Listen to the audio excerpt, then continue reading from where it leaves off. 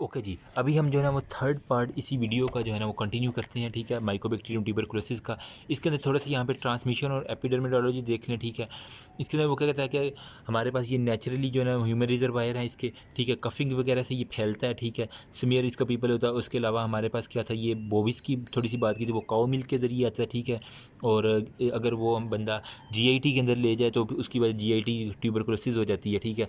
और ये poor housing जो होते हैं, गरीब लोग होते हैं उनके अंदर, लेकिन ये अमीरों के अंदर भी हो सकती है, रिमेंबर दैट, ठीक है। ये ना तो एक्सोटॉक्सिन प्रोड्यूस करते हैं ना एंडोटॉक्सिन अपनी सेल वाल के अंदर, ठीक है। और इसके अलावा इसकी जो है ना वो हमारे पास ये कहता है कि फेगोसोम्स मैंने ऑलरेडी आपको बताए थे, ठीक है। वो क्या करते हैं, एक्सपोर्टेड ईआरपी प्रोटीन हमारे पास आती है ना, ठीक है, वो उसको प्रिवेंट करती है लाइसोसोम से। थोड़ा सा मैं इसको जूम कर दूं, ओके।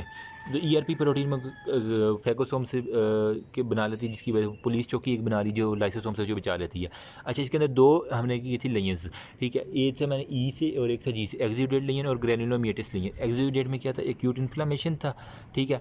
वो क्या कहता था कि चीफली जो है ना वो लंग्स को इनिशियल साइट के ऊपर जो है ना इन्फेक्शन है। जबकि ग्रेनुलोमिएटिस जो था ना वो क्या कहता था, वो हमारे पास सेंट्रल जॉइंट सेल था, इसके आगे जो थे मैंने कहा था एपिथेलाइड सेल, मतलब सेंट्रल जॉइंट सेल, इसके आगे एपिथेलाइड सेल मैंने बताए थे ना, ठीक है, जिसे हम लैंगरहांस सेल्स भी कहते हैं ना इन जॉइंट सेल को। अब वो क्या था, ग्रेनुलोमा जो है सराउंडेड बाय फाइब्रस टिश्यू जिसे हम केशियस नेक्रोसिस, सीजेशन नेक्रोसिस होता है जिसे हम केशियस नेक्रोसिस भी कहते हैं, जो कि हील होता है बाय फाइब्रोसिस और कैल्सिफिकेशन। ये सारे की सारी मैंने आपको बता दी। वहाँ पे फिर मैंने बताया था प्राइमरी के अंदर घोन कम्प्लेक्स बनता है, जिसके अंदर हमारे पास लिम्फ नोड जो है ना पैरेनकाइमल लेयर और ड्रेनिंग लिम्फ नोड जो है ना ये मिल के हमारे पास घोन कम्प्लेक्स बना देते हैं। एक बात आपने ये याद रखने ली है। इसके अलावा हमारे पास क्या था, ये जो प्राइमरी लेयर था मैंने कहा था लोअर लोब के अंदर रहती है, जबकि जो सेकेंडरी है ना, मतलब दूसरे नंबर वाली, वो ऊपर वाली लोब के अंदर होती है, सही है। तो ये वो बात है। इसके अलावा ये किडनी हो गया, ब्रेन हो गया, बोन तक जा सकती है, ठीक है। अब ये ट्यूबरकुलर ब्रोंकस इम्पटी इसके कंटेंट अगर ये दूसरे जीआईटी के अंदर स्प्रेड कर सकती है, अगर हमने इसको थूक को जो है ना वो स्वेलो कर लिया, ठीक है। तो ब्लड स्ट्रीम के अंदर भी जा सकती है। इसके अलावा अगर वो फेल हो जाए इन्फेक्शन को, तो इम्यूनो कम्प्रोमाइज्ड पर्सन के अंदर लेटर स्टेज के अंदर होती है, लेकिन जो सेल मीडिएटेड होते हैं ना पर्सन, उनके अंदर अर्ली स्टेज के अंदर ये टीबी अकर हो जाती है। तो ये मैंने सारी बात जो है ना नोट्स के अंदर बता दी है। अगर फिर भी किसी को मसला हो तो वो जो है ना मुझे बता देगा, ठीक है।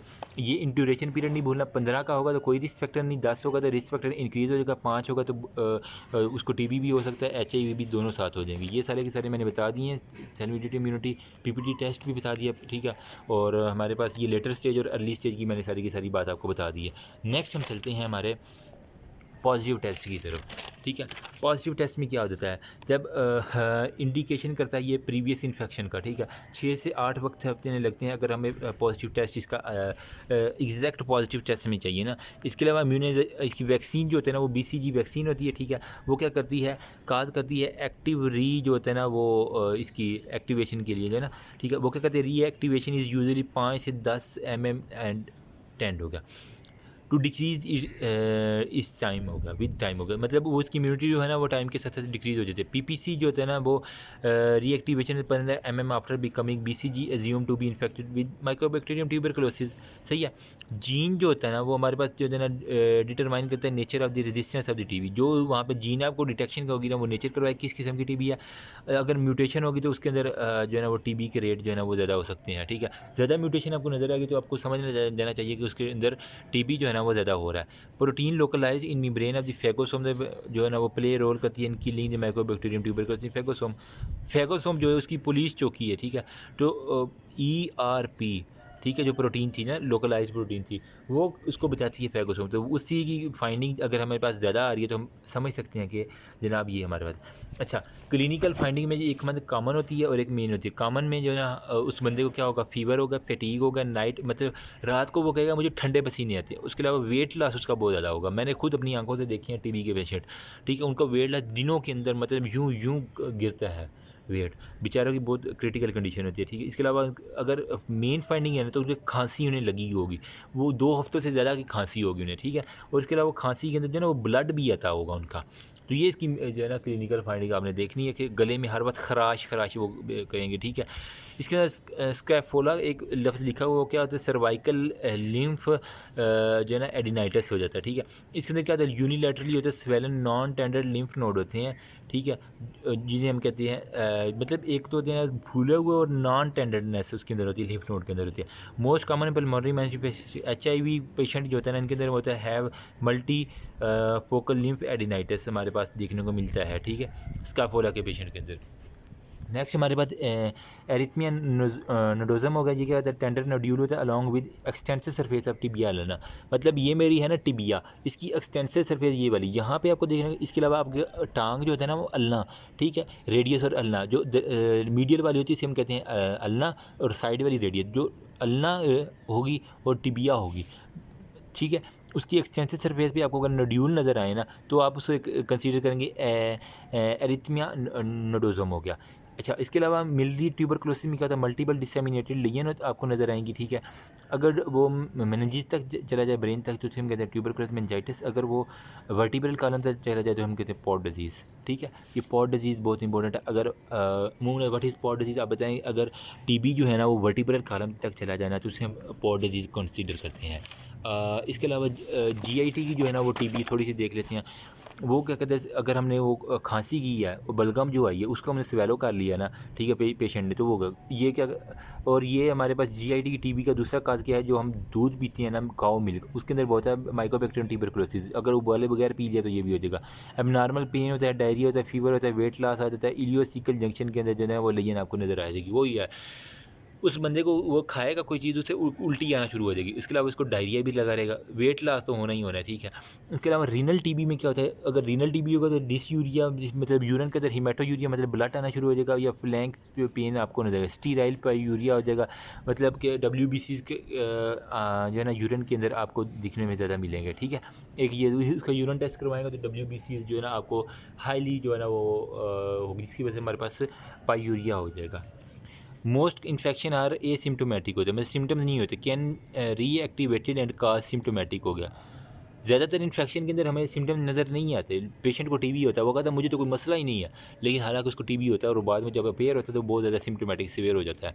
मोस्ट इंपॉर्टेंट डिटरमिनेंट्स क्या है, सेल मीडिएटेड इम्यूनिटी रिस्पॉन्स, हमने उसकी एडुकेसी चेक करनी होती है, ठीक है। अक्कर्स इन एडिकेंसी, मतलब जिसके अंदर सेल मीडिएट में बीटा लिम्फोसाइट, बी लिम्फोसाइट जो है ना वो उसकी ज़्यादातर इन्वॉल्व है। और जो एड्स की पर्सन है उसके अंदर ज़्यादा रीएक्टिवेशन के चांस, एड्स वाले 50% पेशेंट को टीबी होता है और वो मारे जाते हैं बेचारे। अगर एड्स और पेशेंट दोनों बीमारियां हैं ना तो ट्रीट करते हैं पेशेंट को विद हार्ट, एक टेक्निक है जिसके अंदर पहले हम टीबी को ट्रीट करते हैं फिर हम एड्स को करते हैं, ठीक है, ताकि टीबी से तो जान छुड़ाए ना। एड्स की दवाई पिलाते हैं, उसके साथ साथ हम टीबी की दवाई भी साथ साथ पिलाते हैं। कैन काज सिम्टम्स होगा, CD4 सेल इसके अंदर इंक्रीज़ करती हैं और इन्फ्लामेटरी रिस्पॉन्स हमारे पास इंक्रीज़ हो जाता है। अब इस इम्यूनिटी को कहते हैं immune reconstitution inflammatory syndrome, IRIS, immune reactivation, फिर IS इन्फ्लामेटरी सिंड्रोम, ठीक है। IRIS आ जाए तो आपने कहते हैं immune constitution inflammatory syndrome. Heart के जो होते हैं ना टेक्निक के अंदर आपको यूज़ करने मिलेगा। सिम्टम इंक्रीज है, patient should be treated underlying infection before starting heart, मतलब एड्स की ट्रीटमेंट, एड्स के जो पेशेंट होते हैं उनको हम हार्ट जो होता है ना एक टेक्निक होती है जिसके ज़रिए हम ट्रीट करते हैं, लेकिन उससे पहले भी अगर उसको टीबी होगा तो पहले टीबी को ट्रीट करो, ये ना होगा वो टीबी से मार जाए, एड्स तो बाद में चलता ही रहेगा ना, ठीक है। एड्स से मोर्टेलिटी थोड़ी प्रोलॉन्ग्ड हो जाती है, लेकिन टीबी से जो है ना वो जल्दी मार सकता है, इस वजह से हमें टीबी को कम्यून करना है। देखो इम्यूनिटी और हाइपर सेंसिटिविटी में सेलुलर इम्यूनिटी CD4 वही पॉजिटिव T सेल आ गया, ठीक है। CD4 हेल्पर T सेल होते हैं ना, तो उसी का सारी की सारी कहानी लिखी हुई है। उसके अलावा हमारे पास जो है ना circulating antibody interferon gamma IgRA, ठीक है। इंटरफेरोन गैमा रिसेप्टर जो है ना वो जीन्स म्यूटेशन उसके अंदर हो जाती है जिसकी वजह से जो है ना वो हम डिटेक्ट कर लेते हैं, ठीक है। और इसके अलावा इंटरफेरोन गैमा माइकोबैक्टीरियम ट्यूबरकुलोसिस की डिटेक्शन करता है। इसके अलावा PPD जो है ना वो टेस्ट होता है, ठीक है, जिसे हम डिलेड हाइपर सेंसिटिविटी हो जाती है, ठीक है। प्रायर इन्फेक्शन होगा, पॉजिटिव ट्यूबरकुलन टेस्ट, स्किन टेस्ट जो होता है ना वो आपने इसका एक है पॉजिटिव ट्यूबरकुलन स्किन टेस्ट होगा। PPD यूज़ एंड ट्यूबरकुलन टेस्ट के अंदर क्या होता है, ये 5 ट्यूबरकुलर यूनिट्स होते हैं इसके अंदर, ठीक है। एक ये बात आपने याद रखनी है, 5 इसके यूनिट्स आपने देखने हैं। और इन ड्यूरेशन, हाँ मैंने बताया ना, अगर हमने 15 mm तक देखा है ना, ठीक है, वर्नियर कैलिपर से, ये देखो ट्यूबरकुलोसिस टेस्ट किया, इसके बाद हमने ये वाला जो ना इसके वर्नियर कैलिपर के ज़रिए मापना। अगर 15 mm तक है तो कुछ भी नहीं है, अगर 10 mm तक है तो रिस्क इंक्रीज, अगर 5 mm है तो सबसे ज़्यादा जो है ना उसको टीबी है और साथ एड्स भी होगा। 10 mm तक तो क्या है, वो कह रहा है कि पॉजिटिव हाई रिस्क हो गया, ठीक है, नर्सिंग होम रेजिडेंस हो गया या ड्रग वगैरह। 5 mm जो है ना वो एड्स के पेशेंट के अंदर आपको दिखने को मिलता है, ये देखो 5 mm तक, ठीक है। अब तो होप्स आपको क्लियर होगा का कंसेप्ट। पॉजिटिव सिंग जो है ना वो इन्फेक्शन करता है 4 to 6 वीक लगते हैं, ठीक है। इसके अंदर BCG जो होता है ना वैक्सीन होते हैं, मतलब बैसिलस कैलमेट ग्रेन जो होता है ना वो वैक्सीन होता है, इम्यूनाइजेशन की जाती है, BCG वैक्सीन हो गया। तो ये निमोनिक जो आप थोड़ी सी याद करें, BCG मतलब बैसिलस कैलमेट ग्रीन होगा। इसके अलावा हमारे 5 से 15 जो होता है ना वो 10 to डिग्री 15 mm और मोर जो होता है इन्फेक्टेड विद PV होगा। People with PPD reaction of 15 mm और more are assume to be infected with mycobacterium tuberculosis हो गया। और क्या होता है जहाँ पर 5 to 50 में, ये सारी बातें हमने कर ली हैं। बूस्ट वीक रिस्पॉन्स होता था, ठीक है। इसके बाद हमने क्लिनिकल फाइंडिंग इसकी देखनी है, बूस्टर इफेक्ट की इसका देख लेना, ठीक है। मीजल्स वगैरह ये बारी कहानी वही है। क्लिनिकल फाइंडिंग में क्या था, स्काफोला का मैंने बताया था कि वो सर्वाइकल लिम्फ एडिनाइटिस हमारे पास हो जाता है, ठीक है। नाइट स्वेट होता है, फटीग होता है, फीवर होता है, वेट लॉस होता है, कफ होता है और हीमोपेटाइसिस आपके पास देखने को मिलती है। एक बात ये होगी। इसके अलावा जो होता है ना स्कैफोला के अंदर क्या था, माइकोबैक्टीरियम ट्यूबरकुलोसिस जो है ना इन लिम्फ एडिनाइटिस आ जाते हैं, ठीक है। एरिथमिया नोजोडियम में क्या था हमारे पास, स्टैंडर्ड नोड्यूल से एक्सटेंसर ऑफ द टिबिया और अल्ना के ऊपर, ठीक है। ये वो भी बात होगी हमारे पास। और मिलरी ट्यूबरकुलोसिस में क्या था कि डिसएमिनेटेड लीजन रिजेंबल मिलेट सीड जो होता है ना, ठीक है, एक ख़ास किस्म के सीड होते हैं, उससे मिलती जुलती जो है आपको लीजन नज़र आती है। मेनिंजाइटिस अगर वो मेनिंजिस की होगी, अगर वर्टिब्रल कॉलम में होगी तो पॉट डिजीज़ होगी, ठीक है। GIT के अंदर कब जाएगी, जब हम उसको स्वेलन करेंगे, इसके एब्डोमिनल डायरिया वगैरह भी हो जाएगा। इलियोसिकल रीजन के अंदर जाएगी, ठीक है। इसके अलावा जो होता है ना वो स्वेलो कर लेंगे तो वो लंग्स के अंदर से जो है ना वो बोविस की तरह के एक्शन जो मतलब अनपास्चराइज्ड मिल्क, जो काउ मिल्क हमने पिया था उसकी वजह से जो TB हो रही थी, ठीक है। इसके अलावा रीनल ट्यूबरकुलोसिस में हो सकती है जिसके अंदर स्टीराइल पायोयूरिया, ठीक है।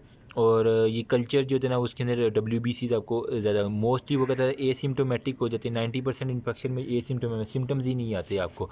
ये देखो एरिथमिया नोजेडम मतलब टिबिया के ऊपर आप देख लो थोड़ा सा, ठीक है, आपको ये नज़र आ रहे होंगे लीनियंसी, ठीक है। तो वो सारी की सारी उसी की बात कर रहा है, बाई लिटरली जो है ना दोनों तरफ से वो जा रही हैं।